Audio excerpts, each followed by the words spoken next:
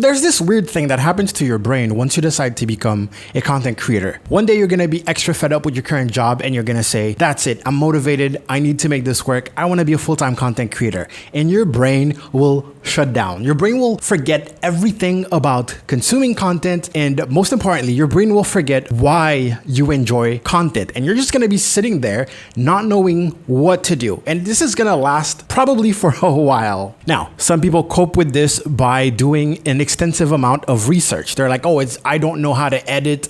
Let me figure out how to make, like, how to learn Adobe After Effects and all sorts of unnecessary complicated stuff that they're never gonna apply. Other people cope by buying equipment. They're like, okay, the only thing holding me back is I'm missing this one piece of equipment. And then they end up spending a bunch of money on gear that they'll never use. Now, I do not intend to mislead. I don't want to make it sound like I have an easy solution.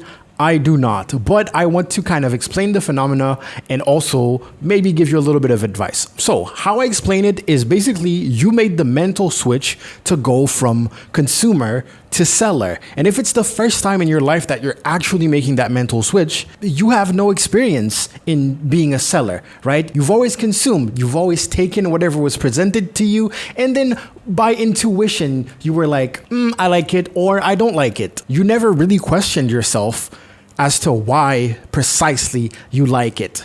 Think of it like food, right? You've been eating food your whole life, but if you've never cooked a meal, you don't know what goes into cooking, even though you're a big food enjoyer. So now that you decide to become a chef, you need to figure out the ingredient combinations that are gonna give those specific tastes, even though you're already technically familiar with those. Is this making sense? I hope this is making sense. Basically, from now on, you're not allowed to enjoy food the same way as before. Of course, you can still enjoy food, but you need to have this little thing in the back of your mind asking yourself, what is it that I'm tasting right now?